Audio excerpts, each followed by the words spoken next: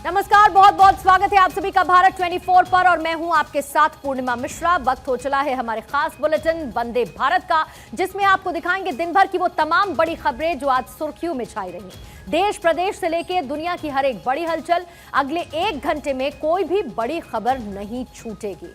दिन भर की पूरी खबरों से आपको अपडेट कर देते हैं और बिना रुके शुरू करते हैं खबरों का सिलसिला। दिखाते हैं आपको इंडिया टू इंटरनेशनल पूरा हाल वंदे भारत में।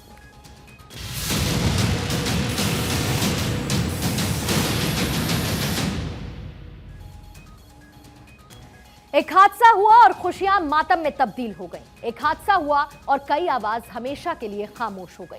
वो खिलखिलाते चेहरे की हंसी कहीं पर गुम हो गई, वो बच्चों की मासूमियत कहीं खो गई। इस हादसे ने सभी को झकझोर कर रख दिया। जिसने भी इस हादसे को देखा, जिसने भी सुना, वो दंग रह गया। उस हादसे में कई घर उजड़ गए। वो छोड़ गए तो बस अपनी कुछ निशानियां। किसी ने छोड़ा अपने पैरों के चप्पल को, तो किसी की पानी की बोतल छूट गई। मोरबी में जो हादसा हुआ, 135 जिंदगियां उसमें खत्म हो गई। इस हादसे के पीड़ितों पर जख्म लगाने के लिए, इसी घटनास्थल का जायजा लेने के लिए प्रधानमंत्री नरेंद्र मोदी पहुंचे थे। पहले वो घटनास्थल पर पहुंचे। घटनास्थल पर पहुंचने के बाद सारी जानकारी जुटाई और उसके बाद सिविल अस्पताल पहुंचे। सिविल अस्पताल में उन मरीजों से मुलाकात की जो घायल अवस्था में, जिनका इलाज जारी है। उनसे बातचीत करते हुए प्रधानमंत्री मोदी ने पूरा ब्यौरा लिया और इसके साथ ही इस मुलाकात के बाद, घटनास्थल का जायजा लेने के बाद इस बात का आश्वासन भी दिया गया कि इस पूरे मामले की विस्तृत जांच होगी। अल्टीमेटम 24 घंटे का। 24 घंटे के अंदर प्रधानमंत्री मोदी को इस हादसे को लेकर डिटेल्ड रिपोर्ट सौंपी जाएगी।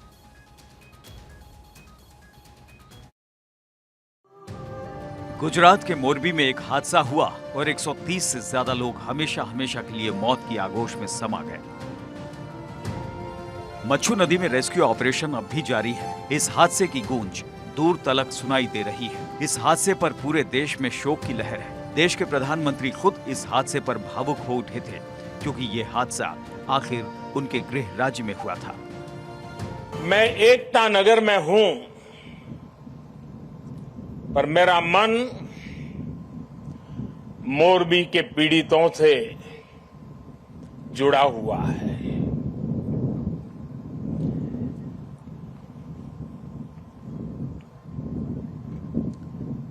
शायद ही जीवन में बहुत कम ऐसी पीड़ा मैंने अनुभव की होगी। एक तरफ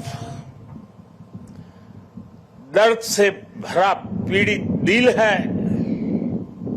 और दूसरी तरफ कर्म और कर्तव्य का पथ है। इस मामले में अब तक 9 गिरफ्तारी हो चुकी है। राज्य सरकार ने हादसे की जांच के लिए एसआईटी का गठन किया है। प्रशासन एक्शन में है। गुजरात के मुख्यमंत्री से लेकर सीएम और मंत्री तक हालात पर लगातार नजर बनाए हुए हैं। प्रधानमंत्री मोदी गुजरात के दौरे पर हैं और आज उन्होंने उस जगह का दौरा किया जहां हादसा हुआ था, जहां सैकड़ों लोगों की जान चली गई। पीएम मोदी उस पुल के करीब भी गए। हादसा क्यों हुआ, कैसे हुआ, इसकी एक एक जानकारी ली। पीएम मोदी पुल के उस गेट तक गए जहां से लोगों की पुल पर एंट्री होती थी। प्रधानमंत्री नरेंद्र मोदी ने कुछ ही मिनटों पहले यहाँ का जायजा लिया था। यहाँ जो ब्रिज टूटा था, ब्रिज के एक छोर पर खड़े रह के प्रधानमंत्री ने यहाँ से पूरी जानकारी ली, किस तरह से हादसा बना था। अभी का जो ब्रिज टूटा पड़ा है, उसके केबल्स वगैरह की स्ट्रेंथ भी जानी। और इसके अलावा जो अगर रेस्क्यू काम की बात की जाए तो परसों रात से 30 तारीख की रात से करीब 8 बजे से जो बचाव कार्य शुरू हुआ था, वो अभी संपन्न हो चुका है। आप देख सकते हैं यहाँ पीछे सारी फोर्सेस के लोग जो है वो रिलैक्स होकर बैठे हुए हैं। उनके लिए खुशी की बात यह है कि आज के दिन में उनको कोई भी डेड बॉडी हाथ नहीं लगी। जहां हादसा हुआ था वहां पीएम मोदी करीब 1 घंटे तक रहे। कई बार अधिकारियों से पुल की जानकारी लेते हुए दिखे, तो कई बार अधिकारियों की क्लास लेते हुए भी पीएम मोदी दिखे। पीएम मोदी ने मोरबी के उस अस्पताल का दौरा भी किया जहां हादसे में मारे गए लोगों का शव रखा गया है और घायलों का इलाज चल रहा है। उनके परिजनों से मिलकर पीएम मोदी का गला रुंध गया। मेरा दोस्त था, प्रकाश खरी मेरा दोस्त है, वो मेरे साथ था।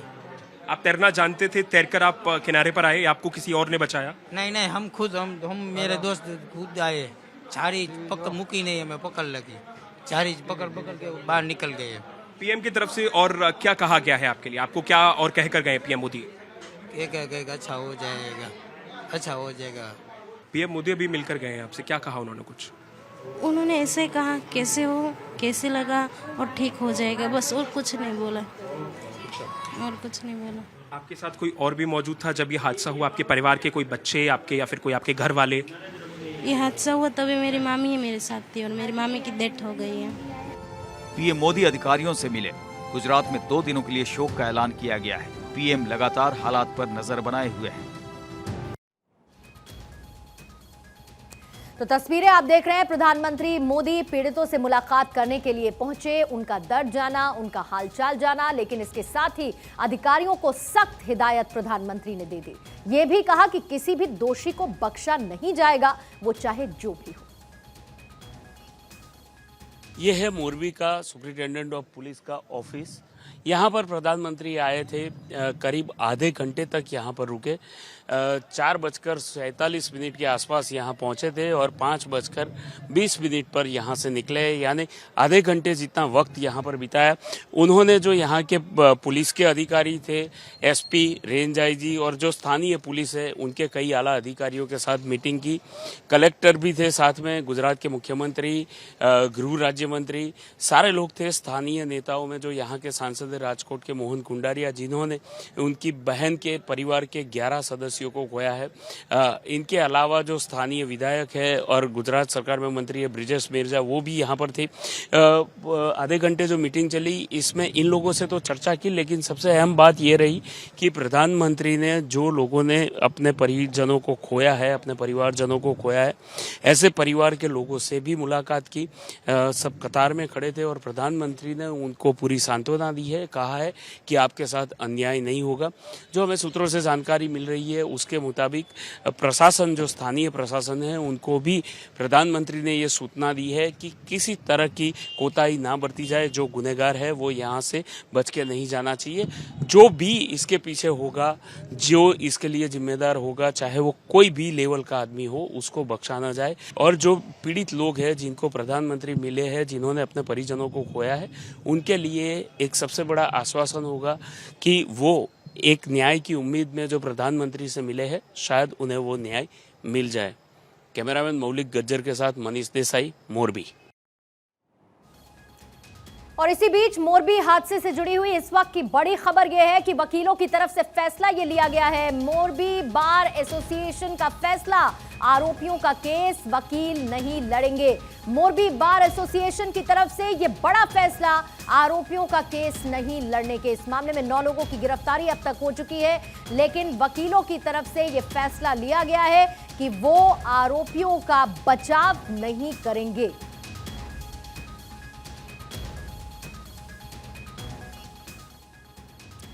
तस्वीरें हम सब ने देखी, पूरे मोरबी में चीख पुकार मची है, कईयों ने अपनों को खो दिया है। मोरबी हादसे में सबसे ज्यादा बच्चों की मौत हुई। मोरबी जिले के टंकारा तहसील के नाना खिजड़िया गांव में भी इस हादसे के बाद से सन्नाटा पसरा हुआ है, क्योंकि एक ही परिवार के 4 लोगों को इस पुल हादसे ने निगल लिया। आज इस आंगन में न गौतम है, न चंद्रिका है, न राज है और न वीर है। जो हैं वो उनके बूढ़े माँ बाप, जिनके पास अब जीने के लिए कोई ना तो सहारा नज़र आता है, ना उनके पास जीने की कोई उम्मीद नज़र आती है, ना कोई किरण नज़र आती है। इस घर को खाली करके चले गए हैं चंद्रिका, गौतम, राज और वीर। सुबह ये कह के निकले थे कि हम चलते हैं, और पिता ने बोला ठीक है, लेकिन नहीं जानते थे उस वक्त कि वो कभी लौट कर नहीं आएंगे। अगर जानते होते तो शायद हाथ पकड़कर रोक लिया होता कि बेटा मत जा, लेकिन वो काश हमेशा दिलों में एक कसक छोड़ जाएगा, एक सवाल कि काश उस दिन उन बच्चों को रोक लिया गया होता। माताजी हैं जिन्होंने पूरा परिवार खो दिया, पिताजी हैं हमारे साथ।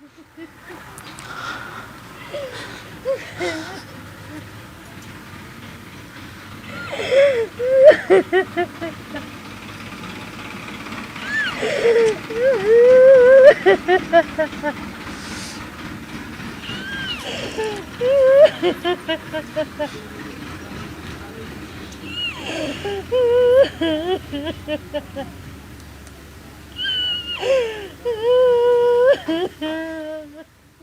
बात इंसाफ की भी हो रही है, आज बात उस सवाल की भी हो रही है कि आखिर क्यों ये बड़ी लापरवाही यहाँ पर हो गई। इस दर्द को बयान कर पा रहे हैं, हम देख ज़रूर पा रहे हैं, लेकिन जाहिर तौर पर ये दर्द हम महसूस नहीं कर सकते जो इस वक्त इन बुज़ुर्ग माँ बाप का है, जिनका एक ही झटके में देखते देखते पूरा वंश उजड़ गया। अम्मा, अब आगे क्या नज़र आता है?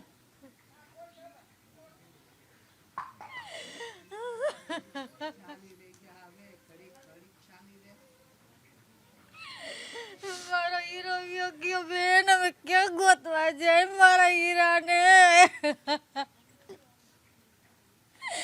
मारा 4 बंदा तरवाया गया हमें वाटू जोईसी माँ हमें आवीसी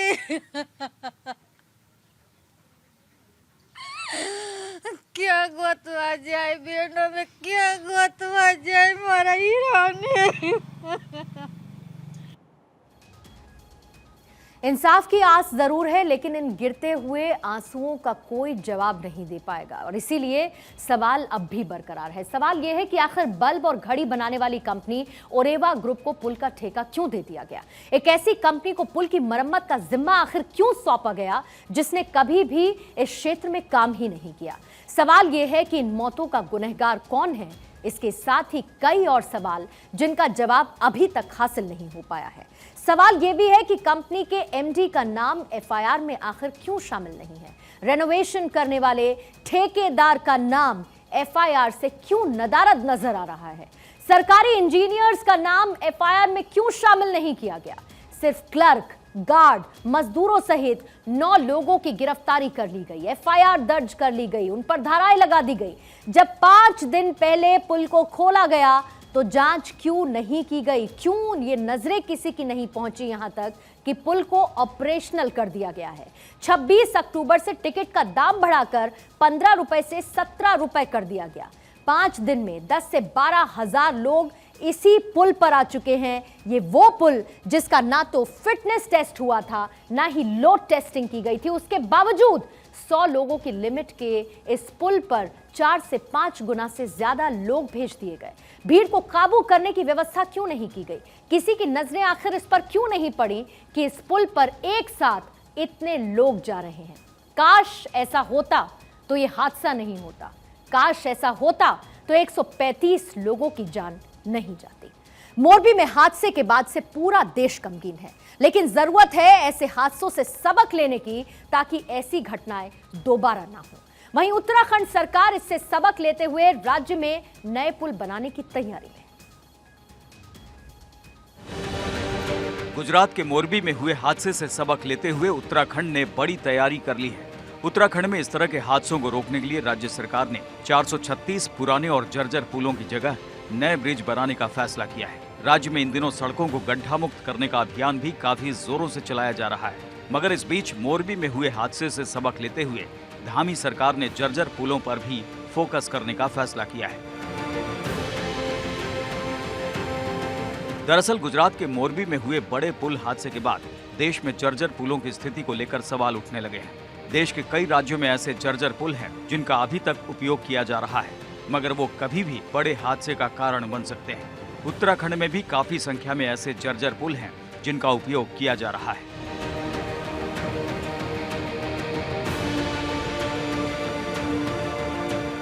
जर्जर पुलों पर भविष्य में किसी भी हादसे को रोकने के लिए धामी सरकार बड़ा कदम उठाने जा रही है।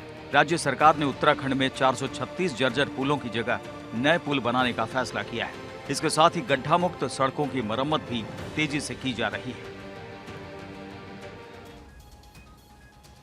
वहीं प्रधानमंत्री नरेंद्र मोदी राजस्थान के मानगढ़ धाम भी पहुंचे, जहां पर प्रधानमंत्री के साथ 3 राज्य यानी कि राजस्थान, मध्य प्रदेश, गुजरात के मुख्यमंत्री भी मौजूद थे। सभी ने मानगढ़ धाम की गौरव यात्रा में हिस्सा लिया। प्रधानमंत्री मोदी ने बताया कि मानगढ़ के इतिहास को भुला दिया गया, लेकिन इसकी गौरव गाथा सभी को याद करनी चाहिए। जब भी हमारे जहन में जलियांवाला बाग शब्द की गूंज सुनाई देती है तो दिमाग में आता है हर तरफ से गोलियां बरसाती बंदूकें, जान बचाने के लिए भागते लोग, खून से लाल हुई धरती और वहां पड़ी हजारों लाशें। लेकिन 109 साल पहले राजस्थान में भी एक नरसंहार हुआ था जो जलियांवाला बाग से भी ज्यादा खौफनाक था, और वो था माकगढ़ नरसंहार। 17 नवंबर 1913 को अंग्रेजों ने अचानक निहत्थे आदिवासियों पर फायरिंग शुरू कर दी। 1500 से ज्यादा आदिवासी मारे गए। मानगढ़ की पहाड़ी खून से लाल हो गई। इतिहासकारों और स्थानीय लोगों का कहना है कि यह जलियांवाला हत्याकांड से भी बड़ा नरसंहार था। बावजूद इसके लोगों को मानगढ़ नरसंहार के बारे में जितनी जानकारी होनी चाहिए उतनी है नहीं। इतिहास ने कभी इस नरसंहार को जगह नहीं दी। आज एक बार फिर मानगढ़ चर्चा में है। वजह है पीएम मोदी का मानगढ़ दौरा। बांसवाड़ा से करीब 80 किलोमीटर दूर बसा है मानगढ़ धाम। चारों ओर पहाड़ी और जंगल है। पीएम मोदी 10 साल बाद आदिवासियों के शहीद स्थली मानगढ़ धाम पहुंचे। पीएम मोदी ने बताया कि 1857 के स्वतंत्रता संग्राम से पहले आदिवासी समाज ने आजादी का बिगुल फूंका था और देश आदिवासी समाज के योगदानों का कर्जदार है। 1857 की क्रांति से भी पहले विदेशी हुकूमत के खिलाफ आदिवासी समाज ने संग्राम का बिगुल फूंका था। हम आदिवासी समाज के बलिदानों के ऋणी हैं। हम उनके योगदान के ऋणी हैं। हालांकि मानगढ़ को राष्ट्रीय स्मारक बनाने की घोषणा नहीं हुई। पीएम ने जरूर कहा कि मानगढ़ धाम को भव्य बनाने की इच्छा सबकी है। मध्य प्रदेश, राजस्थान, गुजरात और महाराष्ट्र आपस में चर्चा कर एक विस्तृत प्लान तैयार करें और मानगढ़ धाम के विकास की रूपरेखा तैयार करें। कार्यक्रम में राजस्थान के सीएम अशोक गहलोत की पीएम मोदी ने तारीफ की। उन्होंने कहा कि सीएम के नाते हमने साथ साथ काम किया है। अशोक गहलोत हमारी जमात में सबसे सीनियर थे। अभी भी जो हम मंच पर बैठे हैं उनमें अशोक गहलोत सबसे सीनियर सीएम हैं। अशोक जी और हम साथ साथ काम करते रहे और अशोक जी हमारी जो मुख्यमंत्रियों की जमात थी उसमें सबसे सीनियर थे। सबसे सीनियर मुख्यमंत्रियों में है। और अभी भी हम जो मंच पे बैठे हैं उसमें भी अशोक जी सीनियर मुख्यमंत्रियों में से एक है। गहलोत ने भी बताया कि प्रधानमंत्री नरेंद्र मोदी को दुनिया में सम्मान महात्मा गांधी के कारण मिलता है। हमारी अपील है कि मानगढ़ को राष्ट्रीय स्मारक घोषित करें। हमने प्रधानमंत्री महोदय को रिक्वेस्ट भी की है कि समय आ गया कि हम लोग क्यों नहीं इसको एक राष्ट्रीय स्मारक के रूप में इसकी स्थापना करें। मानगढ़ ऐसी जगह है जहां गुजरात, मध्य प्रदेश और राजस्थान की सीमाएं मिलती हैं। इन राज्यों के आदिवासियों की यहां बहुत श्रद्धा है। गुजरात में चुनाव होने वाले हैं। 1-2 साल में राजस्थान, मध्य प्रदेश, छत्तीसगढ़, कर्नाटक, तेलंगाना के विधानसभा और देश के लोकसभा चुनाव होने हैं। इन राज्यों में विधानसभा की 200 और लोकसभा की लगभग 50 सीटें ऐसी हैं जो सीधे तौर पर आदिवासी बहुलता वाली हैं। तो गौरव गाथा की ये तस्वीरें आपने देखी, लेकिन इसके साथ ही मानगढ़ इतना खास क्यों है, आइए कुछ पॉइंट्स के जरिए आपको ये भी समझा देते हैं कि आखिर ये इतना ज्यादा महत्वपूर्ण क्यों है और मानगढ़ धाम का ऐतिहासिक महत्व क्या है। दरअसल राजस्थान के बांसवाड़ा में पहाड़ी क्षेत्र है ये मानगढ़। पहाड़ी इलाका है पूरी तरीके से। राजस्थान के बांसवाड़ा में ये स्थित है और इसकी अपने आप में ऐतिहासिक महत्ता बहुत ज्यादा है। मध्य प्रदेश, गुजरात की इससे सीमाएं लगती हैं और इसीलिए मंच पर आपको तमाम मुख्यमंत्री बैठे हुए भी नजर आए थे। 17 नवंबर 1913 को नृशंस हत्याकांड हुआ था और नरसंहार में 1500 से ज्यादा लोग शहीद हुए थे। इसके साथ ही गोविंद गुरु को फिर से जेल में डाल दिया गया था। ये तमाम डेवलपमेंट्स उस वक्त के हैं जिसकी वजह से इसकी ऐतिहासिक महत्ता बढ़ जाती है। गुरु का जन्मदिन मनाने के लिए ये आदिवासी इकट्ठा हुए थे। बड़ी संख्या में इनकी मौजूदगी थी ताकि गुरु के जन्मदिवस को मना सकें और हवन करते हुए आदिवासियों पर उस वक्त गोलियां बरसाई गई थी और इसीलिए शहीदों का आंकड़ा इतना बड़ा था। ब्रिटिश पुलिस ने बरसाकर किया था नरसंहार, गोलियां बरसाई गई थी और उसके बाद इस नृशंस हत्याकांड को अंजाम दिया गया था।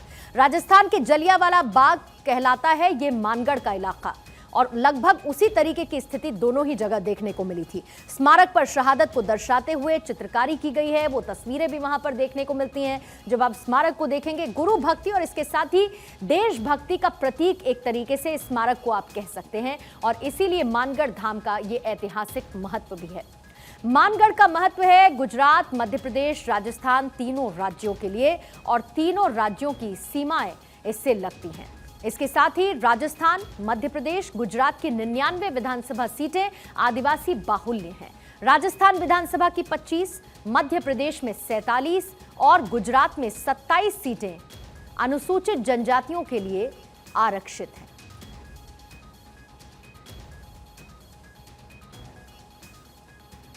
और आइए थोड़ा सा इसको आपको और ज्यादा समझा देते हैं, क्योंकि आदिवासियों के कई अहम मुद्दे हैं जिसके लिए लगातार मांग भी उठती रही है। आदिवासियों के वो प्रमुख मुद्दे जिनकी मांग बार बार उठती रही, आखिर वो कौन से मुद्दे हैं वो भी आपको बता देते हैं। इसमें सबसे पहला मुद्दा है जनगणना में आदिवासियों का अलग कॉलम रखना, यानी कि कितने आदिवासी हैं जनसंख्या में उसका एक अलग नंबर दिया जाए। ट्राइबल लोगों के रिजर्वेशन को लेकर एक कॉमन पॉलिसी बनाई जाए। मानगढ़ धाम को राष्ट्रीय स्मारक घोषित करना।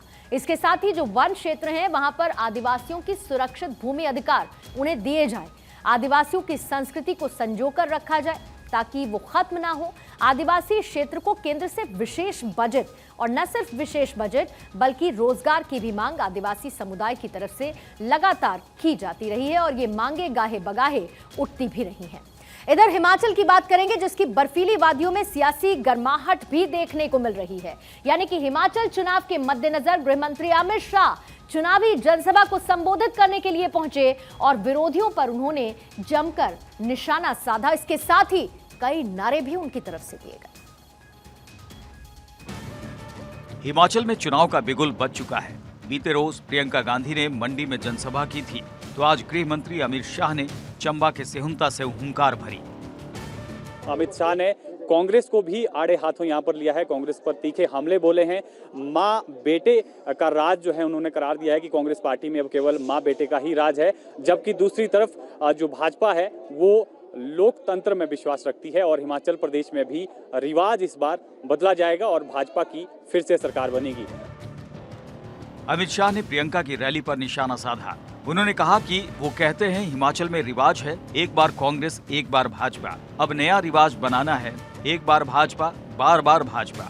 उन्होंने कहा कि अभी पेट नहीं भरा तो हिमाचल में आए हैं, लेकिन अब लोकतंत्र है, अब राजा रानी का जमाना नहीं रहा, जनता का जमाना आया है। अरे हिमाचल वालों, लोकतंत्र आया है, अब राजा रानी का जमाना नहीं रहा, जनता का जमाना आया है। शाह कांग्रेस पर जमकर बरसे। उन्होंने बताया कि कांग्रेस में सिर्फ माँ बेटी की सरकार दिखाई पड़ती है। आप मुझे बताओ, कांग्रेस पार्टी में माँ बेटे के अलावा कोई दिखाई पड़ता है? अरे बोलो ना भाई, दिखाई पड़ता है क्या? अब हिमाचल में भी माँ बेटे के अलावा कोई दिखाई पड़ता है क्या? अगर माँ बेटों ने ही पार्टी चलानी है तो मेरे युवा साथियों, आपकी जगह कहां रहेगी? अमित शाह ने धारा 370 का भी जिक्र किया। उन्होंने कहा कि आज हमारा कश्मीर भारत के साथ हमेशा के लिए जोड़ने का काम मोदी जी ने किया। कश्मीर से धारा 370 जानी चाहिए थी या नहीं जानी चाहिए थी? कांग्रेस पार्टी ने जवाहरलाल नेहरू की भूल को अपनी गोदी में झुलाने का काम किया, 370 को बचाकर। मोदी जी ने देश को सुरक्षित करने का काम किया। अमित शाह ने कहा कि उत्तराखंड के पहाड़ में रिवाज टूटा है और इस बार हिमाचल में भी रिवाज टूटेगा। जैसे जैसे हिमाचल के चुनाव नजदीक आ रहे हैं, पार्टियां पूरे दमखम के साथ मैदान में उतर रही हैं।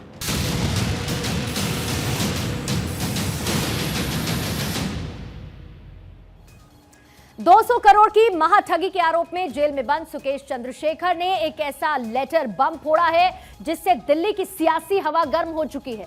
सुकेश ने चिट्ठी में कई बड़े दावे किए। जैकलिन फर्नांडिस के विदेश में निवेश के साथ ही दिल्ली के जेल मंत्री सत्येंद्र जैन को 10 करोड़ रुपए प्रोटेक्शन मनी देने का आरोप लगाया। इसके साथ ही राज्यसभा भेजने के लिए 50 करोड़ में हुई डील की बात भी इस चिट्ठी में की गई। दिल्ली के मंडोली जेल में बंद सुकेश ने ऐसा लेटर बम फोड़ा है कि इस ठंड के मौसम में दिल्ली का सियासी पारा हाई हो गया है। सुकेश ने अपने वकील के जरिए दिल्ली के उपराज्यपाल को चिट्ठी भेजी जिसमें उसने कहा है कि जेल में सुरक्षा मुहैया कराने के लिए प्रोटेक्शन मनी के रूप में दिल्ली के जेल मंत्री सत्येंद्र जैन को 10 करोड़ रुपए दिए हैं। सुकेश के इस लेटर बम की चपेट में अब दिल्ली के सीएम अरविंद केजरीवाल समेत पूरी आम आदमी पार्टी आ गई है, जिसके बाद बीजेपी ने अरविंद केजरीवाल को भ्रष्टाचारियों को पालने पोसने वाला मसीहा करार दे दिया है। आज ये कहना अतिशयोक्ति नहीं होगा कि आम आदमी पार्टी ने एक्सटॉर्शनिस्ट से एक्सटॉर्शन कर लिया है। और आपको जान के आश्चर्य होगा, ऐसे महान सुकेश चंद्रशेखर के मित्र, आम आदमी पार्टी के मंत्री जो वर्तमान में जेल के चारदीवारी में बंद हैं, तिहाड़ में बंद हैं, वैसे सत्येंद्र जैन स्वयं थे। तो ये सुकेश चंद्रशेखर और सत्येंद्र जैन दोनों बड़े अच्छे मित्र हैं। सुकेश ने आम आदमी पार्टी को लेकर कई और खुलासे किए हैं। आम आदमी पार्टी ने सुकेश को दक्षिण भारत में एक बड़ा नेता बनाने का सपना दिखाया था, उससे राज्यसभा भेजने का वादा किया गया था और इसके लिए 50 करोड़ रुपए की वसूली फिक्स की गई थी। सुकेश ने अपनी चिट्ठी में 2024 का चुनाव लड़ने का भी दावा किया है। अब सुकेश के लेटर बम से घायल आम आदमी पार्टी सफाई पर सफाई दे रही है। बीजेपी पर मोरबी हादसे से ध्यान भटकाने का आरोप लगा रही है। लेकिन मजे की बात यह है कि यह चिट्ठी बीजेपी के किसी नेता ने नहीं लिखी है, बल्कि खुद सुकेश ने जेल से उपराज्यपाल को लिखी है। पंजाब चुनाव के पहले ये लोग कुमार विश्वास को लेके आए थे। भारतीय जनता पार्टी ने जब देखा था कि पंजाब चुनाव वो हार रहे हैं तो कुमार विश्वास के कंधे पे बंदूक रख के चलाई। अब गुजरात के अंदर भारतीय जनता पार्टी की इतनी बुरी हालत हो चुकी है कि उनको सुकेश चंद्रशेखर के कंधों के सहारे की जरूरत पड़ रही है। प्रधानमंत्री श्री नरेंद्र मोदी जी को, मतलब वो तो कहते हैं कि बहुत पॉपुलर हैं, तो अगर बहुत पॉपुलर है तो उन्हें तिहाड़ में लॉज्ड एक कॉनमैन। बीजेपी केजरीवाल पर एक ठग के पैसे से पार्टी चलाने और चुनाव लड़ने का आरोप लगा रही है, लेकिन अरविंद केजरीवाल इसे बीजेपी की साजिश बता रहे हैं। सवाल यह है कि आखिर भ्रष्टाचार के आरोपी जेल में बंद अपने मंत्री सत्येंद्र जैन को केजरीवाल कैबिनेट से बर्खास्त क्यों नहीं कर रहे हैं? जम्मू कश्मीर के पुलवामा आतंकी हमले को लेकर जश्न मनाने वाले छात्र को 5 साल की जेल हुई है। जिस वक्त पूरा देश रो रहा था, उस वक्त बेंगलुरु का एक छात्र सोशल मीडिया पर आपत्तिजनक पोस्ट कर रहा था। अब कोर्ट ने उसे जेल भेज दिया है और इसके साथ ही जुर्माना भी लगाया गया है। पुलवामा आत्मघाती बम हमले में सीआरपीएफ के 40 जवान शहीद हो गए थे। इंजीनियरिंग छात्र इसी का जश्न मना रहा था, जिसे लेकर कोर्ट ने उसे ये सजा सुनाई है। कोर्ट ने कहा कि आरोपी कोई अनपढ़ या सामान्य व्यक्ति नहीं था। अपराध करते वक्त वो इंजीनियरिंग का छात्र था। उसने जानबूझकर अपने फेसबुक अकाउंट पर पोस्ट किए। छात्र ने हमारे देश के लिए कुर्बान हुए जवानों की शहादत का मजाक उड़ाया है, इसलिए देश के प्रति आरोपी के जरिए किया गया ये जघन्य अपराध है जिसे माफ नहीं किया जा सकता। जिस हमले को लेकर छात्र फैज रशीद ने भड़काऊ पोस्ट किए थे, वो हमला 14 फरवरी 2019 को पुलवामा में हुआ था। सीआरपीएफ के 2500 से ज्यादा जवान 78 वाहनों के काफिले से कश्मीर जा रहे थे। जैश-ए-मोहम्मद के आतंकी ने आरडीएक्स से भरी कार सीआरपीएफ की बस से भिड़ा दी थी, जिसमें 40 जवान शहीद हो गए थे। हर किसी को याद है पुलवामा हमला। जिस वक्त पूरा देश 40 बहादुर जवानों को खोने के शोक में डूबा था, उस वक्त फैज रशीद नाम का इंजीनियर का स्टूडेंट जश्न मना रहा था, जिसमें अब उसे कोर्ट ने जेल की सजा सुनाने के साथ ही जुर्माना भी लगा दिया है। पूरा मामला क्या है, आइए एक बार फिर से आपको याद दिला देते हैं किस तरीके से जवानों की शहादत पर जश्न देखने को मिला था और अब सजा का ऐलान। बेंगलुरु का रहने वाला छात्र फैज रशीद, जिसको अब सजा का ऐलान कर दिया गया है, ये वो स्टूडेंट था रशीद जो कि इंजीनियर का स्टूडेंट था। और पुलवामा हमला जब हुआ उस वक्त इसके दौरान एक आपत्तिजनक पोस्ट की गई थी। पुलवामा हमले के दौरान जब पूरा देश रो रहा था, भड़काऊ पोस्ट के लिए इसने एक फेसबुक अकाउंट को क्रिएट किया, उस पर एक पोस्ट किया और पोस्ट डालने के बाद इस अकाउंट को उसने डिलीट कर दिया। अकाउंट डिलीट करने के बाद शिकायत होती है और शिकायत के बाद बेंगलुरु पुलिस ने इसकी गिरफ्तारी भी की थी, जिस मामले में सजा का ऐलान अब कर दिया गया है। 17 फरवरी 2019 से ये न्यायिक हिरासत में था और उसके बाद बेंगलुरु स्पेशल कोर्ट ने अब 5 साल की सजा सुना दी है। इसके साथ ही इस पर जुर्माना भी लगाया गया है। 25,000 का जुर्माना आरोपी फैज रशीद पर कोर्ट की तरफ से लगाया गया है।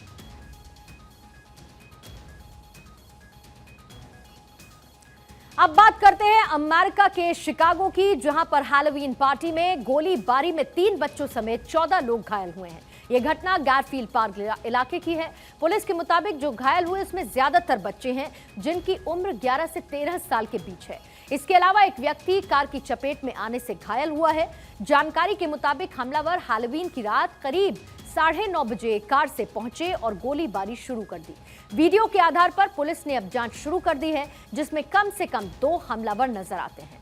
पुलिस का कहना है कि हमलावरों की संख्या इससे ज्यादा हो सकती है। गोलीबारी के पीछे का मकसद अभी तक साफ नहीं हो पाया है, क्योंकि कोई भी हमलावर हिरासत में नहीं लिया गया है। और अब बात सऊदी अरब की, क्योंकि सऊदी अरब में भी इस बार हैलोवीन सेलिब्रेशन हुआ और इसकी तस्वीरें सोशल मीडिया पर छाई हुई हैं, लेकिन अब विवाद भी इसे लेकर शुरू हो चुका है। मुस्लिम समुदाय के कुछ लोग हैं जो कि हैलोवीन के विरोध में उतर आए हैं। सऊदी अरब में कुछ सालों पहले तक हैलोवीन पार्टी का नाम भी लेना गुनाह से कम नहीं था, लेकिन इस साल जिस तरह से हैलोवीन सेलिब्रेट किया गया उस पर विवाद छिड़ गया है। सोशल मीडिया पर इस पार्टी की आलोचना हो रही है।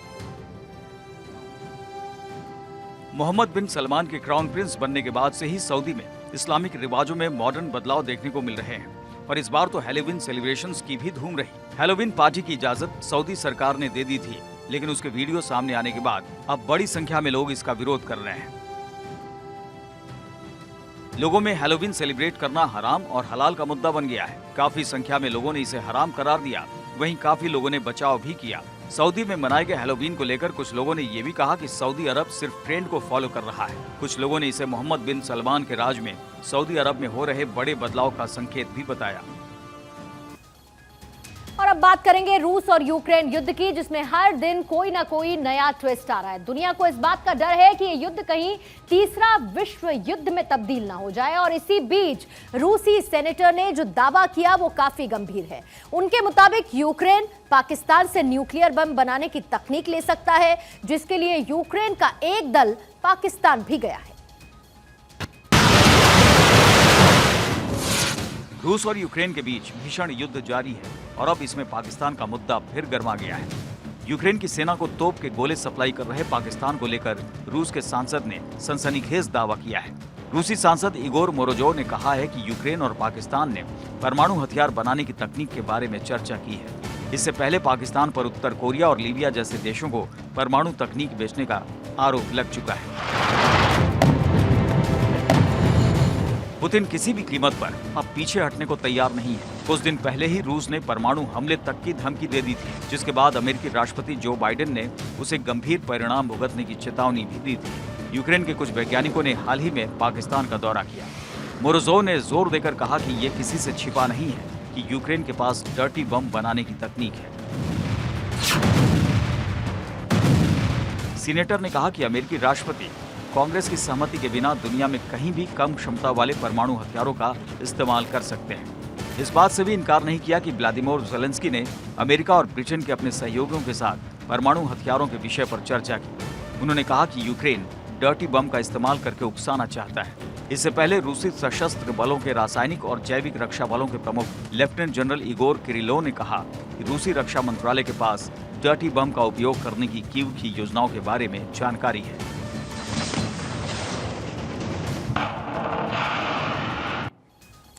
इधर हिंद महासागर में ऑस्ट्रेलियाई और इंडियन नेवी युद्धाभ्यास के लिए तैयार है, जिसके लिए रॉयल ऑस्ट्रेलियाई नेवी के 2 जहाज विशाखापत्तनम पहुंच चुके हैं।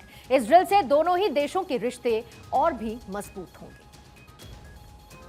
रॉयल ऑस्ट्रेलियाई नौसेना के जहाज HMAS एडिलेड और एनजैक विशाखापट्टनम पहुंच गए हैं, जो भारतीय नौसेना के साथ इंडो पैसिफिक एंडेवर के लिए अभ्यास करेंगे। इसी साल सितंबर में रॉयल ऑस्ट्रेलियाई नौसेना द्वारा आयोजित किए गए अभ्यास में INS सतपुड़ा ने बहुराष्ट्रीय अभ्यास काकाडू 2022 में भाग लिया था। भारतीय नौसेना के अधिकारियों ने एक बयान में कहा कि जहाज के विभिन्न पनडुब्बी रोधी युद्ध अभ्यास जहाज रोधी युद्धाभ्यास में भाग लेने का उद्देश्य दोनों देशों की नौसेनाओं के बीच समुद्र में आपसी समझ बढ़ाना है। रक्षा मंत्रालय ने पहले कहा था कि रॉयल ऑस्ट्रेलियाई नौसेना द्वारा 2 सप्ताह के लिए आयोजित होने वाले काकाडू युद्धाभ्यास में भाग लेने के लिए INS सतपुड़ा और PHI समुद्री गश्ती विमान पिछले महीने की शुरुआत में ऑस्ट्रेलिया के डार्विन पहुंचे थे।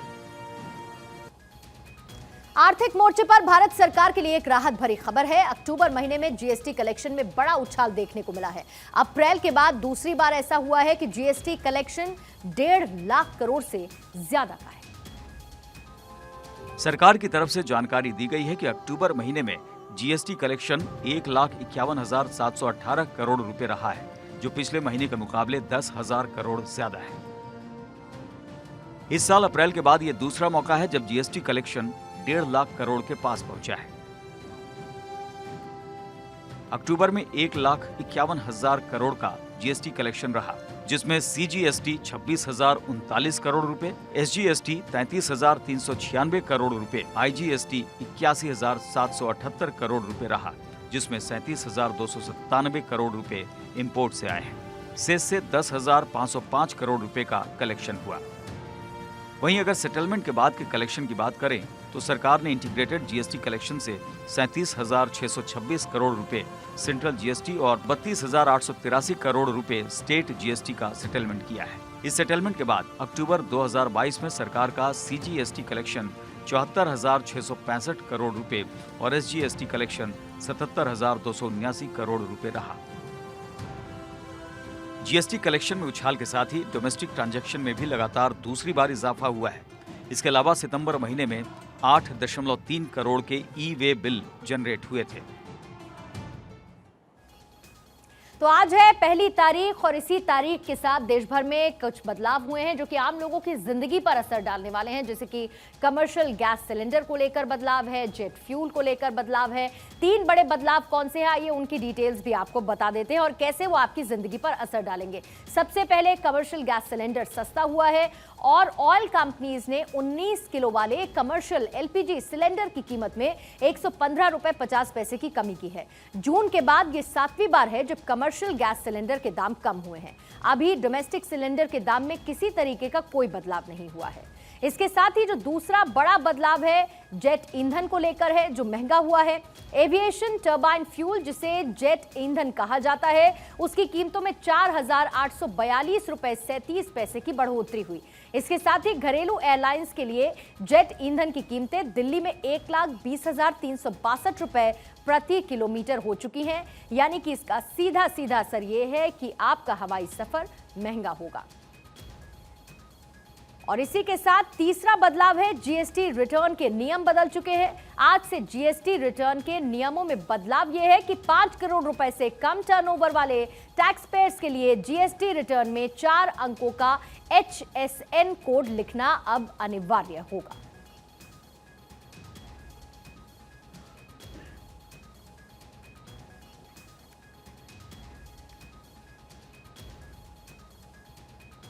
और इधर भारत में ई रूपी की एंट्री हो चुकी है। आरबीआई ने डिजिटल करेंसी को लॉन्च कर दिया है। अभी पायलट प्रोजेक्ट के तहत इसे जारी किया गया है और इसकी वैल्यू मौजूदा करेंसी के बराबर ही होगी।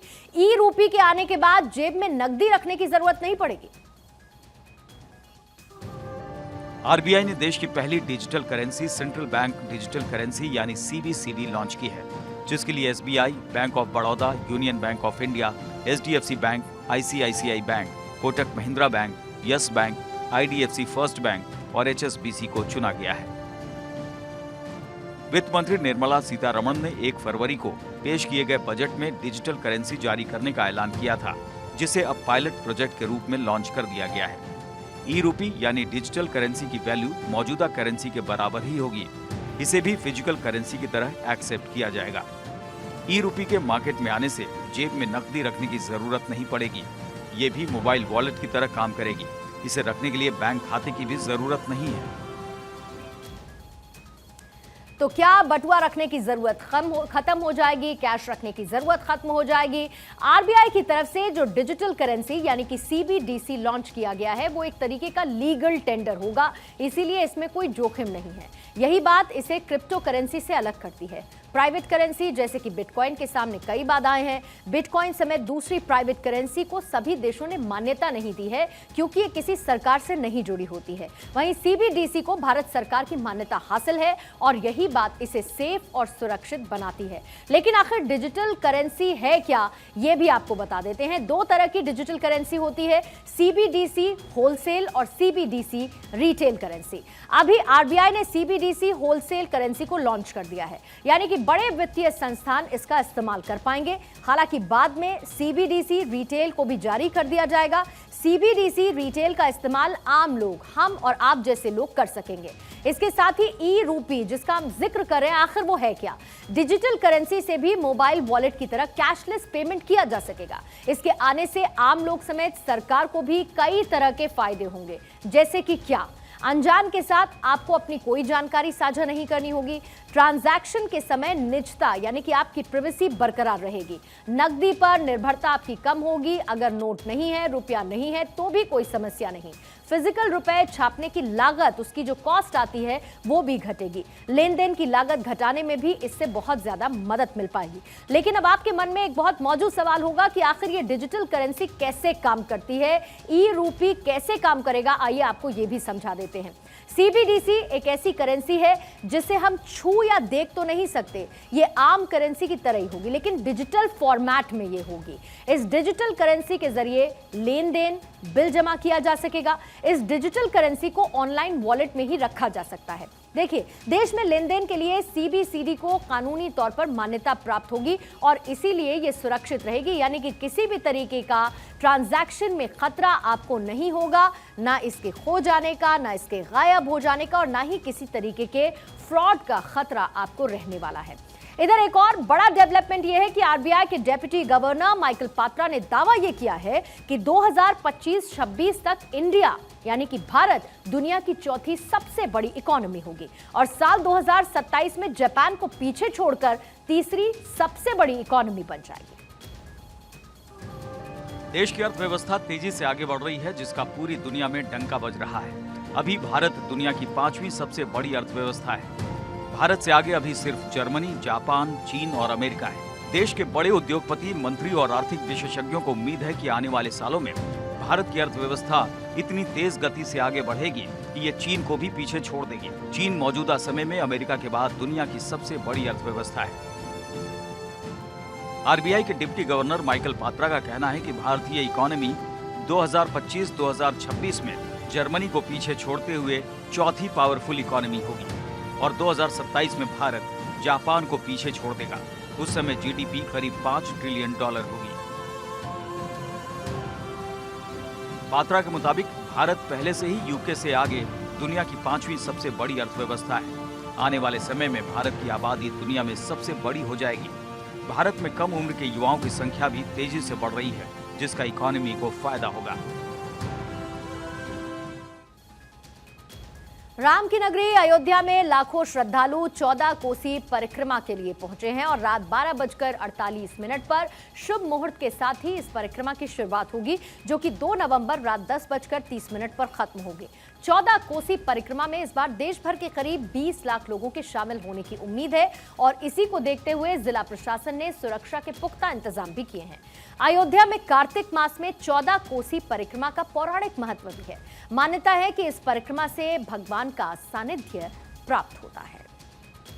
14 कोसी परिक्रमा आज रात्रि 12:48 पर प्रारंभ होगी और रात चलेगी, दिन चलेगी, फिर सायंकाल 10:33 पर समाप्त होगी। इस प्रकार से परिक्रमा का जो अवधि है ये ऐसे ही चलता है। जो ट्रैफिक है उसको डाइवर्ट किया गया है, रेगुलेट किया गया है। परिक्रमा पथ पर जो जहाँ पर खतरनाक जगहें थी वहाँ पर बैरिकेडिंग की गई है। तो इस प्रकार जो संभावित जितनी भी आशंकाएं थी, जो भी संभावित खतरे थे, सबके जो निराकरण के लिए प्रयास किए गए हैं।